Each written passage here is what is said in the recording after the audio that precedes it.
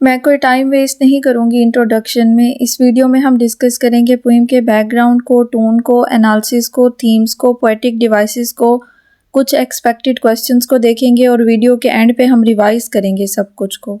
सबसे पहले टाइटल पे आते हैं। टाइटल रेफर कर रहा है रिटायर्ड रेस हॉर्सेस को, मतलब कि ऐसे हॉर्सेस जो कि प्रोफेशनल एथलीट थे, अब उनका रेसिंग करियर एंड हो चुका है और वो रिटायर हो चुके हैं। ये रिप्रेजेंट करता है fading nature of human fame and ageing को। सबसे पहले देखते हैं fading nature of human fame कैसे शो करता है। फेम टेम्परेरी होता है। जब हॉर्सेस रेस करते थे तो दुनिया उनको देखती थी, वहाँ पर क्राउड होता था, नॉइज होता था, लेकिन अब वो रिटायर हो चुके हैं चूंकि, तो अब वो फील्ड में खड़े हैं, खेत में खड़े हैं जहाँ पे सिर्फ साइलेंस है। वो जो हॉर्सेस हैं दे आर बीइंग फॉरगॉटन। वो सिर्फ रिटायर नहीं हुए बल्कि अब वो अननोन हो चुके हैं। उनका जो लेबल था चैंपियंस का, स्टार का, विनर्स का, उस ट्रैक के अंदर जहाँ पे वो रेस करते थे, अब वो फील्ड के अंदर, खेत के अंदर बिल्कुल भी मैटर नहीं करता। दूसरा यहाँ पे शो किया गया है रियलिटी ऑफ एजिंग को, मतलब कि कंट्रास्ट शो किया गया है हॉर्सेस की करंट लाइफ का उनकी पास्ट की फायर और स्पीड के साथ। यहाँ पे इमेजरी यूज हुई है। रेस हॉर्सेस पहनते थे सिल्क यानी कि ब्राइट शाइनी क्लॉथ्स रेसिंग के दौरान। It was like they were on fire. जबकि अब जो है उन्होंने शैगी कोट्स पहन रखे हैं क्योंकि वो अब रेसिंग हॉर्सेस नहीं हैं, वो ट्रैक पर नहीं है बल्कि क्वाइट मीडो के अंदर हैं। ये पोइम बताती है quite shift from a life of public glory to a life of simple private rest. Public glory मतलब कि जो हॉर्सेस जब स्पॉटलाइट में होते थे, जब वो रेस हॉर्सेस होते थे, ट्रैक पर रेस करते थे, तो उनकी एक आइडेंटिटी होती थी, उनके पास लेबल होता था चैंपियन का, विनर का, स्टार का। जबकि अब बाद में जो है जब वो रिटायर हो जाते हैं तो उनकी सिंपल और प्राइवेट लाइफ है। Spotlight is gone, crowd is gone, और उनका जो लेबल था स्टार का वो भी नहीं है उनके पास। मतलब कि इस पोइम में शिफ्ट ऑफ वर्ड्स है, from being watched to being free. Actually में जो ग्लोरी होती है वो एग्जॉस्टिंग और हैवी जॉब होती है। रेस हॉर्सेस अब उस एग्जॉस्टिंग और हैवी जॉब से रिटायर होकर रेस्टिंग फेज में आ चुके हैं। ये पोइम हमें लेसन देती है कि फेम जो है वो हर किसी के लिए टेम्परेरी फेज होता है और इवेंचुअली एंड हो जाता है, ख़त्म हो जाता है। अगर हम इसके डीप इंटरप्रिटेशन की बात करें तो हॉर्सेस को यूज़ किया गया है as a symbol of human life. हम कह सकते हैं कि इसके दो पार्ट्स हैं, एक रेसिंग पार्ट और एक retirement part. Racing part represent करता है यूथ और करियर को, उस टाइम को जब हम ऑब्सेस्ड होते हैं सक्सेस के साथ और विनिंग के साथ। जबकि जो रिटायरमेंट पार्ट है वो रिप्रेजेंट करता है हमारे ओल्डर ईयर्स को, जब हम स्टेप अवे कर लेते हैं नॉइज से और हम दूसरों को इम्प्रेस करना छोड़ देते हैं। हमारी जो ऑब्सेशन होती है सक्सेस से वो ख़त्म हो जाती है। एक तरह से ओल्डर ईयर्स में हम रिटायर हो जाते हैं। उसके बाद हम पोइम की टोन के बारे में बात करते हैं। टोन रिफ्लेक्टिव और नॉस्टैल्जिक है। सबसे पहले हम देखते हैं कि रिफ्लेक्टिव कैसे है। बीइंग रिफ्लेक्टिव का ये मतलब नहीं होता कि सिर्फ ऑब्जर्व करना, बल्कि इसका मतलब होता है कि किसी बिग क्वेश्चन को सोचना, उसके बारे में थिंक करना। पोइम में लार्किन ने हॉर्सेस की इमेजरी सिर्फ ऑब्जर्व करने के लिए यूज़ नहीं की, बल्कि उसने यूज़ की है टू आस्क बिग क्वेश्चन। किसके बारे में? About life, fame and passage of time. Nostalgic का मतलब होता है थिंकिंग अबाउट पास्ट। पोइम में लार्किन ने डिस्क्राइब किया है पास्ट को विद ब्यूटीफुल विविड डिटेल्स, जैसे कि सिल्क्स का वर्ड यूज़ किया है उसने। सिल्क्स मतलब के क्लॉथ्स जो कि रेस हॉर्सेस ने पहने हुए थे। उसके बाद उसने वर्ड्स यूज़ किए हैं जैसे कि क्राउड्स, न्यूज़पेपर्स, पास्ट को शो करने के लिए। उसके बाद हम सबसे पहले देख लेते हैं ओवरऑल समरी को। पोइम में पोइट ने शो किया है टू फेमस रेस हॉर्सेस को जो पास्ट में रेसिंग चैंपियन थे। अब वो एक क्वाइट और पीसफुल फील्ड के अंदर, खेत के अंदर खड़े हुए हैं। वो अपने पास्ट के फेम के बारे में भूल चुके हैं, अपनी एक्साइटिंग रेसिंग हिस्ट्री के बारे में भूल चुके हैं। रिटायरमेंट के बाद वो आज़ाद हो चुके हैं प्रेशर ऑफ बीइंग जज्ड और वॉच्ड से। स्टैंजा एनालिसिस पे आते हैं। फर्स्ट स्टैंजा में देखते हैं जहाँ स्पीकर स्पॉट करता है दो हॉर्सेस को एक फील्ड के अंदर, एक खेत के अंदर। वो देखता है कि वो हॉर्सेस कोल्ड शेड में ठहरे हैं बजाय के ब्राइट सन में खड़े होने के, जहाँ एवरीवन कैन सी देम। उन्होंने कोल्ड शेड चूज किया है जो ये शो करता है कि they are stepping out of spotlight. पहले वो रेस हॉर्सेस होते थे जिनको एडमायर किया जाता था, जिनके पास टाइटल होता था, लेबल होता था चैंपियन का। अब उन्होंने शेड में खड़े होने को चूज करके ये शो किया है कि they don't care about being seen और एडमायर्ड एनी मोर। वो हॉर्सेस रिटायर हो चुके हैं और उन्होंने अपना जो स्टेटस है वो लूज कर दिया है। पोइम ये शो करना चाह रही है कि फेम टेम्परेरी होता है। इवन फेमस विनर्स भी एक टाइम स्पॉट के बाद एनोनिमस बन जाते हैं, जैसे कि हॉर्सेस जब रिटायर हो चुके हैं तो एनोनिमस हो चुके हैं। स्टेंजा 2 में पोइट बात करता है पास्ट की, जब 15 साल पहले वो हॉर्सेस फेमस होते थे, रेस हॉर्सेस होते थे, जाने जाते थे प्रेस्टिजियस रेसेस जीतने के लिए, यानी कि ओलंपिक्स या चैंपियनशिप ऑफ हॉर्स रेसिंग। वो इतने स्ट्रॉन्ग होते थे कि हैंडीकैप्स जीतते थे। हैंडीकैप्स बेसिकली एक रेस होती है जिसको फेयर बनाने के लिए कुछ हॉर्सेस के ऊपर एक्स्ट्रा वेट लादा जाता है। बेसिकली कुछ हॉर्सेस नेचुरली फास्ट होते हैं, अगर इन बेस्ट हॉर्सेस की रेस कराई जाए स्लोअर वंस के साथ तो ये फास्ट हॉर्सेस हमेशा जीत जाएंगे। तो इस रेस को फेयर बनाने के लिए जो फास्टेस्ट हॉर्स होता है उसके ऊपर कुछ एक्स्ट्रा वेट लादा जाता है ताकि उनकी जो स्पीड है वो थोड़ी सी स्लो हो सके। तो वो 2 हॉर्सेस जो अब रिटायर हो चुके हैं वो एक टाइम पर इतने स्ट्रॉन्ग होते थे कि एक्स्ट्रा वेट कैरी करते थे और फिर भी रेस जीत जाते थे। उन रेसिंग हॉर्सेस ने अपनी पूरी लाइफ स्पेंड की थी अंडर इंटेंस प्रेशर। एक टाइम पे वो मोस्ट फेमस, पावरफुल और इलाइट एथलीट थे, लेकिन अब उनका वो स्टेटस मैटर नहीं करता जब वो रिटायर हो चुके हैं। एक टाइम पे ओलंपिक्स जीतने वाले हॉर्सेस अब एनोनिमस हो चुके हैं। यहाँ पे डीप पॉइंट ये है कि फेम जो है वो फ्लीटिंग है। फेम कभी भी परमानेंट नहीं होता। Even if you are best at what you do, eventually एक ना एक दिन तुम ये टाइटल लूज कर देते हो। इसके बाद उन रेस हॉर्सेस के बारे में कहा गया है कि देयर नेम्स वर आर्टिफिस्ड, मतलब कि जो उनकी आइडेंटिटी थी वो एक कॉस्ट्यूम या मास्क की तरह थी। It wasn't just who they were, बल्कि उन हॉर्सेस की जो आइडेंटिटी थी वो एक केयरफुली डिजाइंड इमेज की तरह थी जो उनके ऑनर ने बिल्ड किया था ताकि वो चैंपियन की तरह लगें। सिंपली अगर हम देखें तो जैसे आज के एथलीट्स को कैची निक नेम्स और ब्रांड दिए जाते हैं ताकि वो चैंपियन की तरह लगें, तो उन रेसिंग हॉर्सेस को भी नेम दिए गए थे ताकि वो एक्साइटिंग और लेजेंडरी साउंड हों। आर्टिफिस्ट का हम ये भी इंटरप्रिटेशन ले सकते हैं कि जो उन हॉर्सेस का फेम था वो मैन मेड शो था, मतलब कि वो हॉर्सेस ने फेम खुद चूज नहीं किया था बल्कि वो स्टेज्ड था। वो फेम चूज किया था हॉर्सेस के ऑनर ने। इन अ वे वो फेक था। हॉर्सेस को उनके ऑनर ने एक करैक्टर की तरह यूज किया था। जो हॉर्सेस की ग्लोरी थी और पब्लिक इमेज थी वो कंस्ट्रक्ट की गई थी उनके ऑनर के थ्रू। प्रेजेंट मोमेंट में वो हॉर्सेस रिटायर हो चुके हैं, जहां स्पीकर उन्हें स्पॉट करता है एक फील्ड के अंदर, तो उनका जो इमेज है, पास्ट वाला इमेज, वो फेड हो चुका है। थर्ड स्टेंजा पे आते हैं। इसमें पोइट ने पेंट किया है उस फैंसी लाइफ की पिक्चर को जो वो रेस हॉर्सेस पास्ट में जी रहे थे। वो रेस हॉर्सेस पास्ट में इतने फेमस थे कि उनका शो देखने के लिए उनके इर्द गिर्द इंटेंस बिजी एक्टिविटी थी, मतलब कि पार्किंग लॉट में मैसिव लाइंस थी कार्स की और क्राउड था।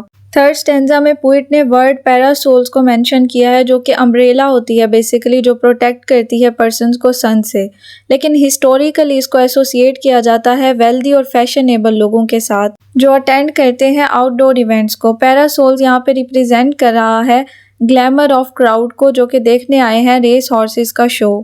उसके बाद वर्ड यूज किया गया है स्क्वाड्रन्स ऑफ एम्प्टी कार्स, मतलब कि मैसिव लाइन है कार्स की पार्किंग लॉट में। इन शॉर्ट रेस हॉर्सेस इतने फेमस थे कि उनके शो को देखने के लिए ग्लैमरस क्राउड था वहां पर और पार्किंग लॉट में मैसिव लाइन थी कार्स की। उसके बाद पोएम में कहा गया है कि the long cry was so loud it stopped the press. Long cry का यहाँ पे मतलब है कि क्राउड की लाउड टॉक्स, उनकी चेयरिंग और उनकी एक्साइटमेंट जब वो हॉर्सेस रेस को जीत गए थे। स्टॉप्ड द प्रेस का मतलब है, ये ड्रामेटिक वे ऑफ सेइंग है एक्चुअली, कि न्यूज़पेपर जो है वो उन्होंने स्टॉप कर दी थी अपनी नॉर्मल प्रिंटिंग प्रोसेस को ताकि वो न्यूज़पेपर के अंदर ऐड कर सके, इंक्लूड कर सके हॉर्सेस की विक्ट्री की न्यूज़ को। न्यूज़पेपर रिप्रेजेंट करते हैं रेस हॉर्सेस के फेम को, तो बाद में फेड हो गया जब रेस हॉर्सेस रिटायर हुए। मतलब कि रेस हॉर्सेस जो एक टाइम तक इतने फेमस थे कि उनकी विक्ट्री को न्यूज़पेपर के अंदर ऐड किया गया था, वो एक क्वाइट मीडो के अंदर खड़े हैं और वो सारा इन्फ्लुएंस वो खो चुके हैं। स्टेंजा 4 पे आते हैं। इसमें वर्ड यूज हुआ है डू मेमोरीज प्लैग।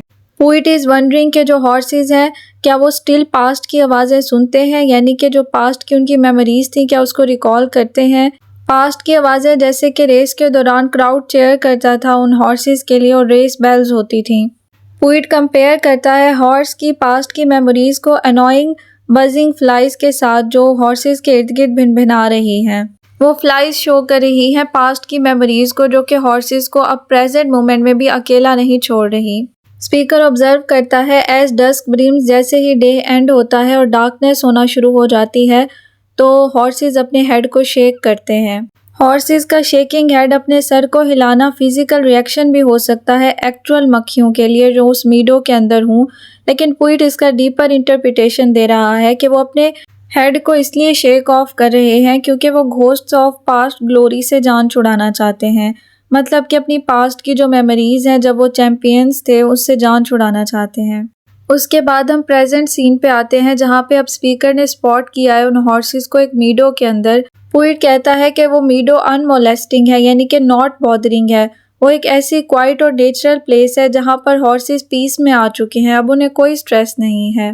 पास्ट के अंदर जब वो रेसिंग हॉर्सेस थे और मैन मेड शो के अंदर उनके ऊपर प्रेशर था, अब वो प्रेशर ख़त्म हो चुका है, अब वो ट्रू फ्रीडम में आ चुके हैं।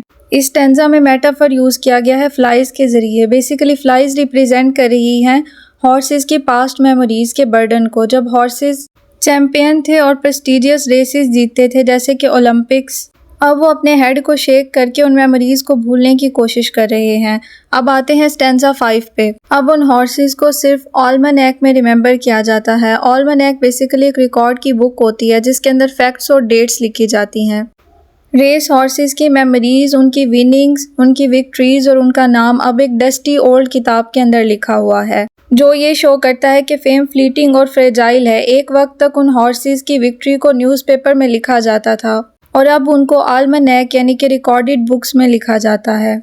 हॉर्सेस अब रिटायर हो चुके हैं, वो भी अब अपने फेम को भूल चुके हैं। वो केयर नहीं करते फील्ड ग्लास के बारे में। फील्ड ग्लास बेसिकली बाइनोकुलर्स को कहते हैं, मतलब कि दूरबीन। जब तक हॉर्सेस फेमस थे तो क्राउड उनको देखता था बाइनोकुलर्स के जरिए और जज करता था उनके मूव्स को। अब जबकि वो रेस हॉर्सेस रिटायर हो चुके हैं और मूव ऑन हो चुके हैं उस फेम से, तो वो फील्ड ग्लास के बारे में केयर नहीं करते, मतलब कि इस चीज़ पर ध्यान नहीं देते कि कोई उन्हें देख रहा है, क्योंकि वो जानते हैं कि वो अब मीडो में है, किसी रेसिंग ट्रैक पर नहीं है। फाइनली रिटायरमेंट के बाद उन्हें ट्रू पीस मिल चुका है। उन्होंने एक्सेप्ट कर लिया है कि उनका फेम अब ओवर हो चुका है, उनको फ्रीडम मिल चुका है।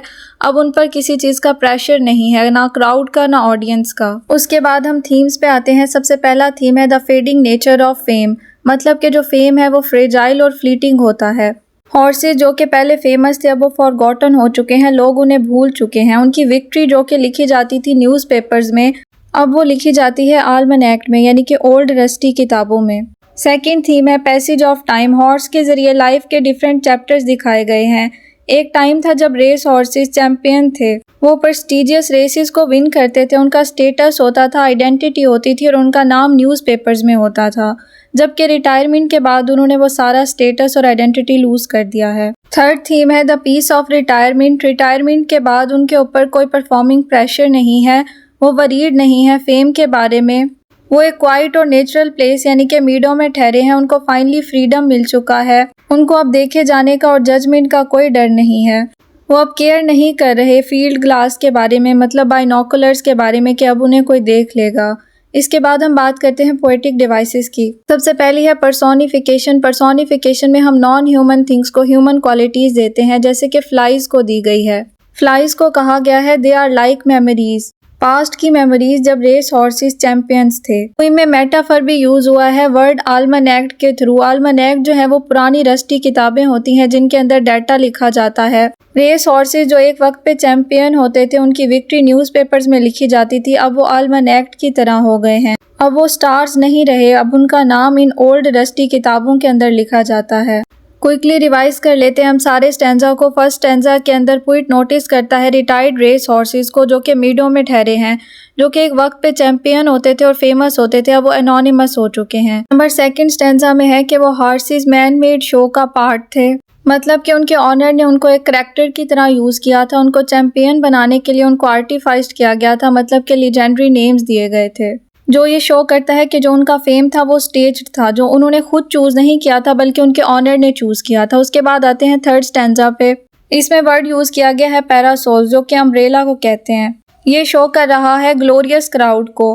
रेस हॉर्सेस इतने फेमस थे कि उनके शो को देखने के लिए ग्लोरियस क्राउड था और वहाँ पर पार्किंग लॉट में मैसिव लाइन थी कार्स की। उनकी विक्ट्री की न्यूज़ इतनी इंपॉर्टेंट थी कि उसे न्यूज़पेपर में ऐड किया जाता था। नंबर 4 पे फ्लाइज का जिक्र हुआ है। सिमिली यूज़ हुई है कि उनके पास्ट की, उन रेस हॉर्सेस के पास्ट की जो मेमोरीज हैं वो फ्लाइज की तरह अभी भी उनके अराउंड घूम रही हैं। हॉर्सेस अपने हेड को शेक ऑफ करते हैं, बेसिकली वो दूर जाना चाह रहे हैं पास्ट की मेमोरीज से।